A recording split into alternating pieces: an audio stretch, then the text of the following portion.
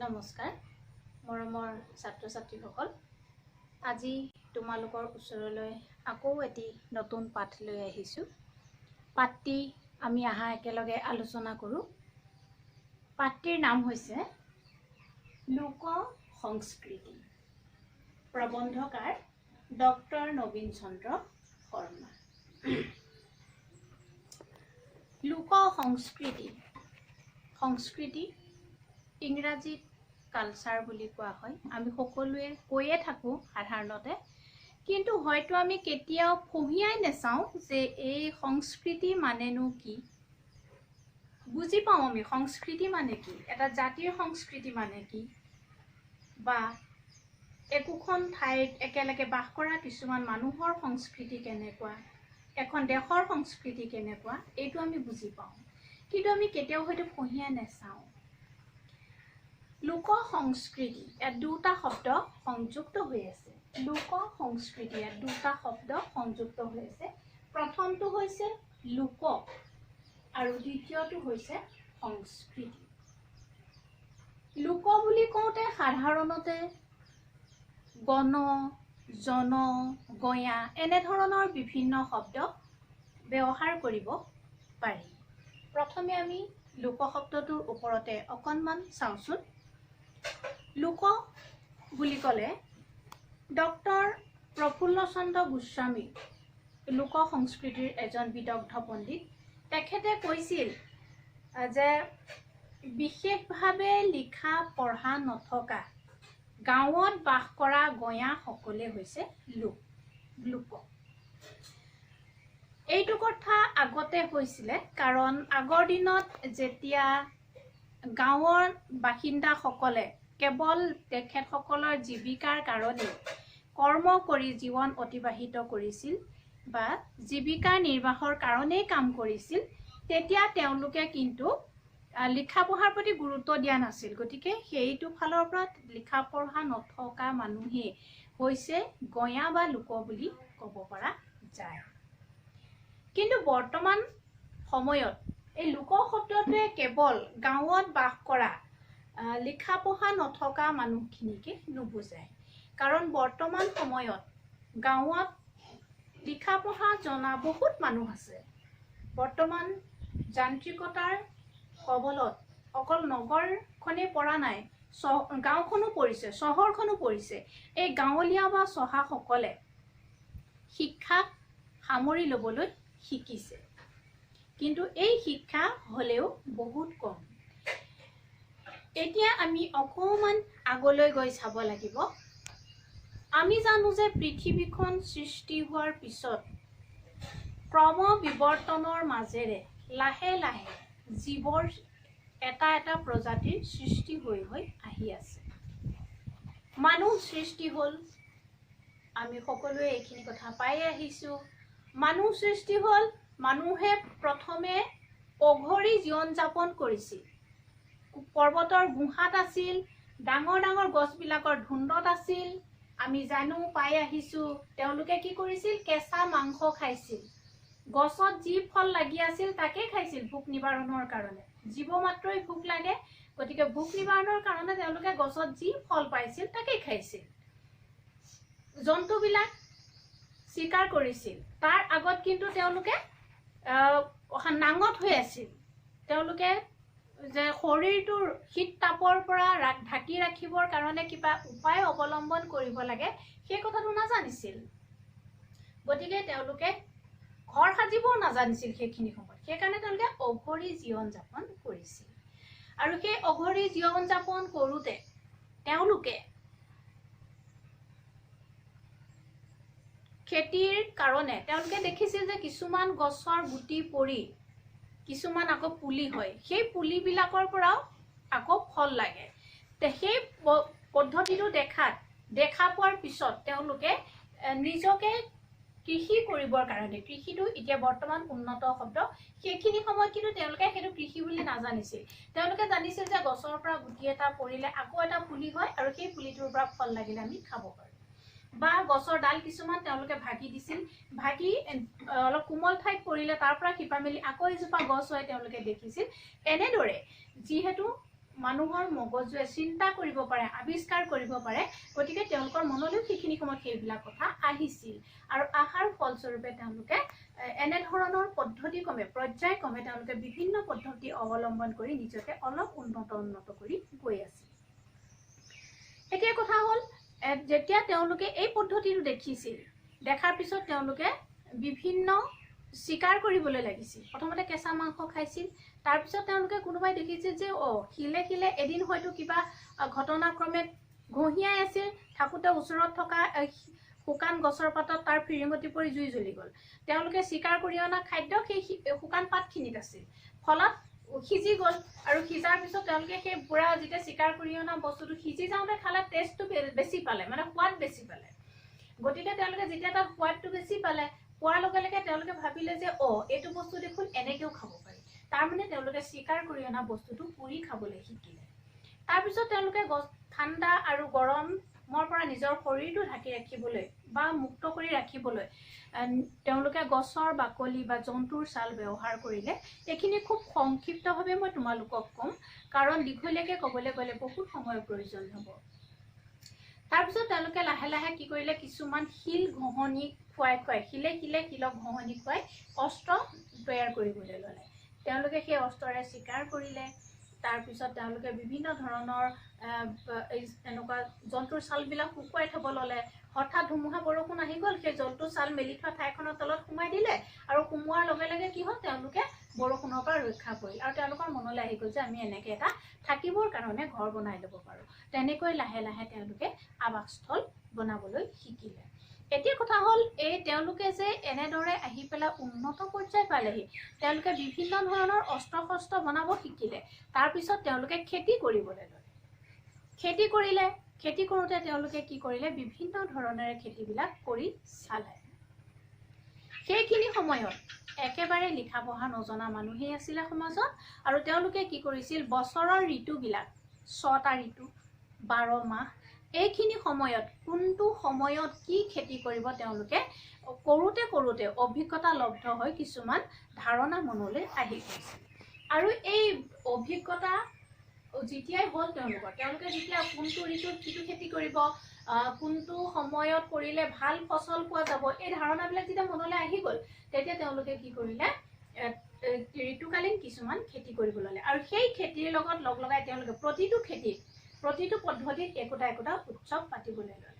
আৰু সেই উৎসৱবিলাকত মুখ্য স্থান পালে কেতিয়াবা গানেৰে, কেতিয়াবা নৃত্যৰে, আৰু কেতিয়াবা কিছুমান উৎসৱ মন্ত্ৰৰ দ্বাৰা হ'বলৈ ধৰিলে।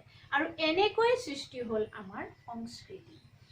আমি কিন্তু ক'ব পাৰোঁ যে গাঁৱতে কিন্তু এইবিলাক সৃষ্টি হৈছে। আমাৰ সংস্কৃতি, এই লোকসকলে সংস্কৃতি সৃষ্টি কৰিছে ক'ত? গাঁৱত।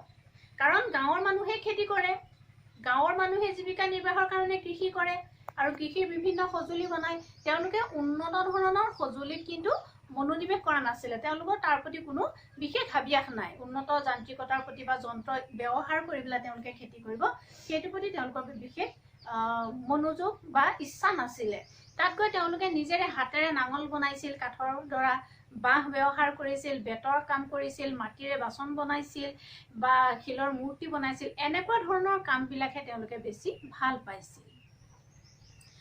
আৰু এনেকুৱা ধৰণৰ সেই উৎসৱবিলাকত যেতিয়া গীত নৃত্য বা মন্ত্ৰৰ দ্বাৰা তেওঁলোকে পৰিচালিত কৰিছিল, আৰু সেইবিলাকে গৈ লাহে লাহে এটা পৰ্যায় পাইছিলে, এটা উৎসৱ হৈ পৰিছিলেগৈ। আৰু সেই উৎসৱ তেতিয়া অলিখিতভাৱে আছিলে। সেই সংস্কৃতিৰ যিবিলাক আছিলে সেইবিলাক অলিখিত আছিলে। আমি পাইছোঁ যে অতীজৰে পৰা চহাসকলৰ মুখে মুখে অলিখিতভাৱে যিবিলাক গীত, পদ, ফকৰা যোজনা, সাধু কথা, প্ৰবচন আদি প্ৰচলিত হৈ আহিছে, সেইবিলাকে হৈছে লোক সংস্কৃতি। আৰু এই লোক সংস্কৃতিৰে ভাগ আমি কেইবাটাও পাম।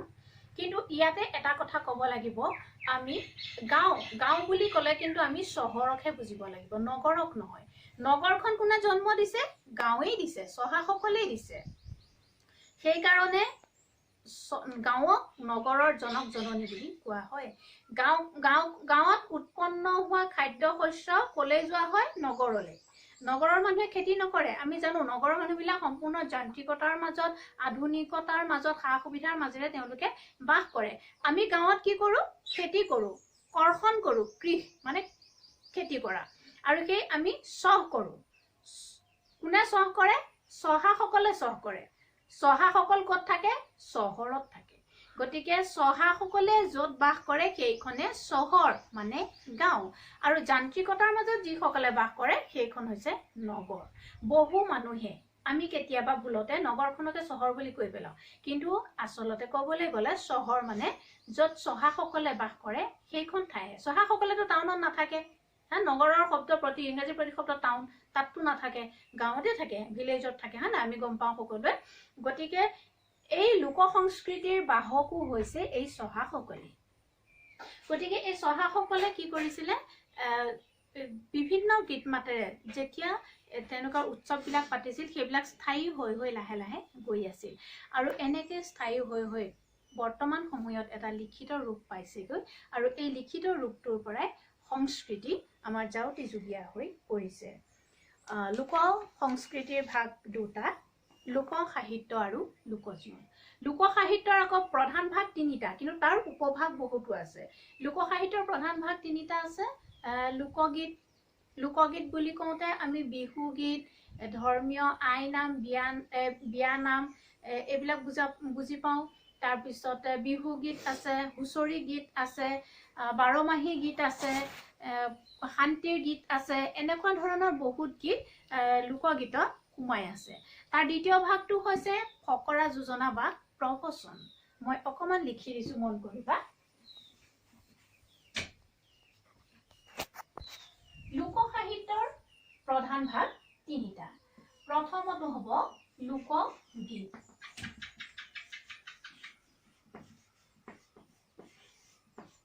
এই লোকগীততে সোমাই আছে বিহু গীত হুঁচৰি গীত ধৰ্মীয় গীতসমূহ সোমাই আছে আমি ইয়াৰ পিছৰ কালাংশত এই বিষয় বিশদভাৱে আলোচনা কৰিম আৰু ২ নম্বৰ ভাগটো হৈছে সাথৰ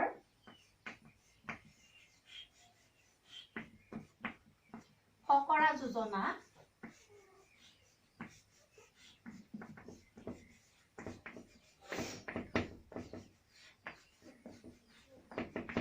পতন্তৰ আদি আৰু ৩ নম্বৰ ভাগটো হৈছে সাধু কথা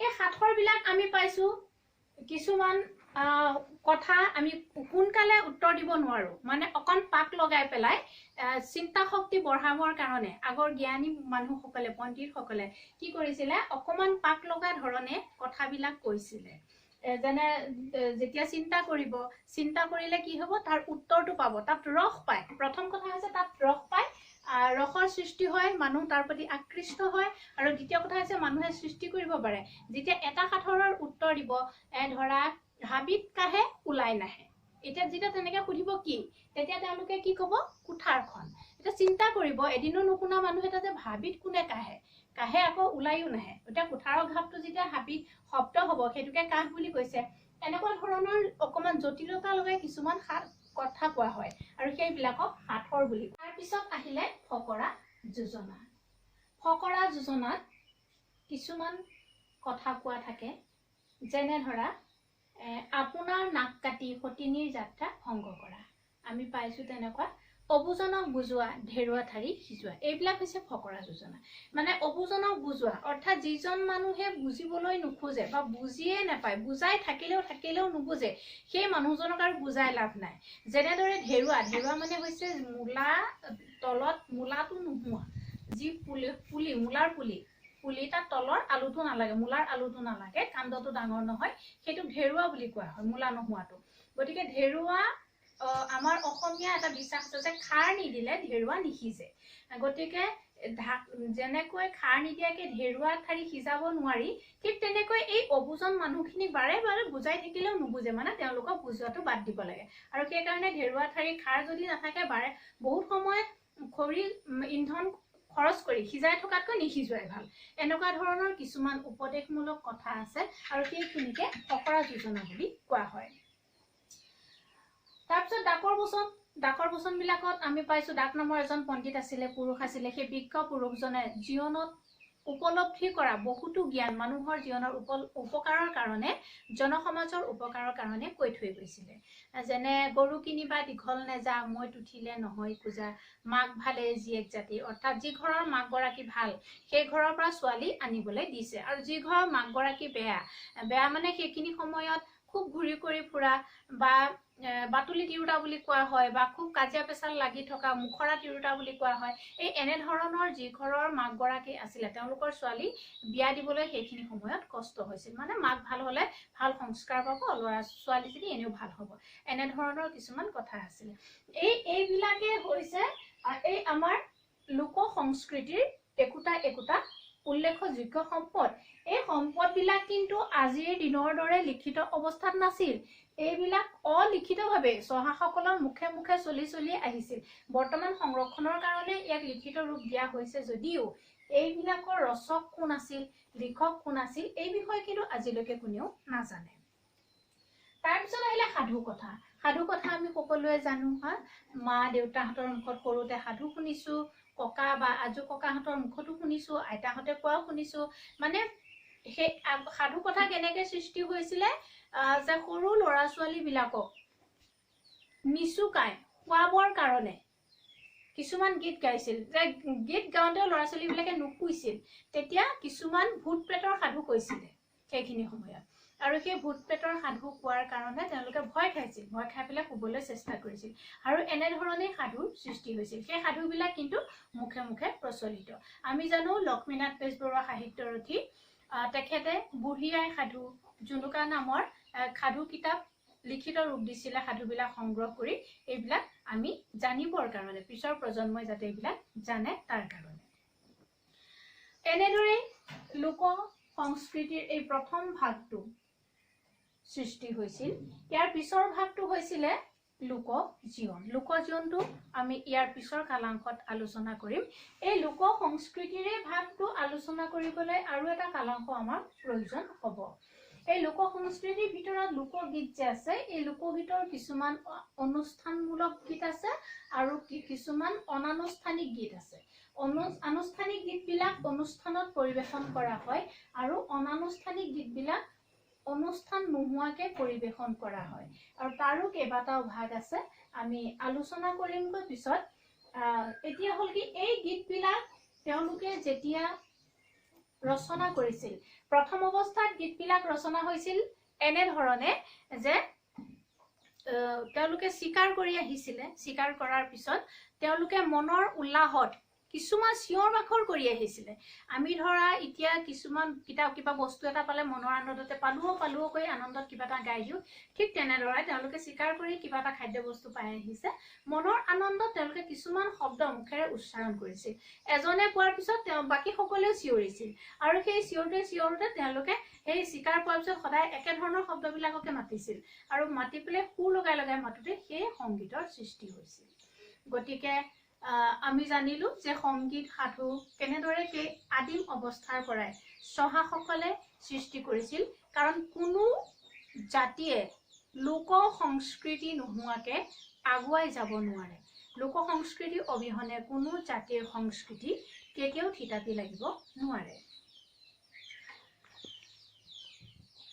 এই লোক সংস্কৃতিৰ যিবিলাক ভাগ আছিলে লোকগীতৰ, তাৰে কেইটামান ধৰ্মীয় গীত পৰিব, অনুষ্ঠানকত ধৰ্মীয় গীত পৰিব। ধৰ্মীয় গীতবিলাক আই নাম, বসন্ত আই হৈছে অধিষ্ঠাত্ৰী দেৱী। গতিকে সেই বসন্ত ৰোগ হ'লে, বসন্ত ৰোগৰ নিৰাময়ৰ কাৰণে কিছুমান আইসকলে গীত গাইছিল বা নাম গাইছিল, সেইবিলাকক আই নাম বুলি কোৱা হয়। বিবাহ অনুষ্ঠানত আমি পাইছোঁ বিভিন্ন ধৰণৰ বিয়া গীত গোৱা হয়, সেইবিলাকো আনুষ্ঠানিকে। বিহুগীত যদিও আনুষ্ঠানিক নাছিল, কিন্তু বৰ্তমান সময়ত বিহুৱে মঞ্চত ঠাই পাইছে, আৰু সেইকাৰণে বৰ্তমান সময়ত বিহু আনুষ্ঠানিক গীতেই হৈ পৰিছে। হুঁচৰি গীত মানুহৰ ঘৰে ঘৰে গোৱা হয়, আমি পাইছোঁ। তাৰপিছত গৰখীয়া গীত, সেইটো অনানুষ্ঠানিক গীত। গৰখীয়াবিলাকে যেতিয়া গৰু চৰাবলৈ যায় বা তেতিয়া তেওঁলোকে যিবিলাক গীত গায় সেইবিলাকে হৈছে গৰখীয়া গীত। তাৰপিছত নাও খেলুৱা গীত, নাওৰ প্ৰতিযোগিতাত গীত গায়। তাৰপিছত বিভিন্ন ধৰণৰ প্ৰতিযোগিতা সেইখিনি সময়তো হৈছিলে আৰু তাত কিছুমান গীত গায়। সেই গীতবিলাক এতিয়া লিখিত ৰূপ পাইছে, সেইবিলাক আনুষ্ঠানিক অনানুষ্ঠানিক দুইটাৰ মাজতে সাঙুৰ খাই আছে। তাৰপিছত দেহ বিচাৰৰ গীত এটা আছে, চিয়া সম্প্ৰদায়ৰ মানুহে গায়। মই এইখিনি থুলমূলকৈ কৈছোঁ, অহা কালাংশত এইটো বিষয়ে আমি অলপ বিশদভাৱে আলোচনা কৰিম। তাৰপিছত জিকিৰবিলাক আছে, জিকিৰ আমি পাইছোঁ নিচুকনি গীত, সৰু ল'ৰা ছোৱালীক খুৱাবৰ কাৰণে যিবিলাক গীত গোৱা হয়, আগতে ধায়ে গাইছিলে নিৰ্দিষ্টকৈ, সেইগৰাকীক ধাই বুলি কয়, আজিকালি সকলোৱে গোৱা হয়। এনেধৰণৰ বহুত গীত আছে। এই প্ৰথম ভাগটো লোকগীতৰে বহুত বিশদ ভাগ আছে, সেইখিনি আৰু এই পিছৰখিনি আমি অহা কালাংশত, যিহেতু পাঠটো অকণমান দীঘলীয়া, গতিকে আমি দুটা কালাংশতে শেষ কৰিব লাগিব আৰু সম্ভাৱ্য প্ৰশ্ন কেইটামানো বাছি উলিয়াব লাগিব। এই প্ৰশ্নখিনিৰ সৈতে ইয়াৰ পিছৰখিনি মই অহা কালাংশত তোমালোকৰ ওচৰলৈ লৈ আকৌ আহিম। আশা কৰোঁ তোমালোকে অকণমান মনোযোগ দিবা, পাঠটো তোমালোকে নিজেও পঢ়িবা, খুব সহজ পাঠ। এনেধৰণৰ পাঠবিলাক মোৰ কিন্তু খুবেই প্ৰিয়, আশা কৰোঁ তোমালোকেও ভাল পাবা। পুনৰ মৰম জনাই আজিৰ পাঠটো ইমানতে সামৰিছোঁ দেই। নমস্কাৰ।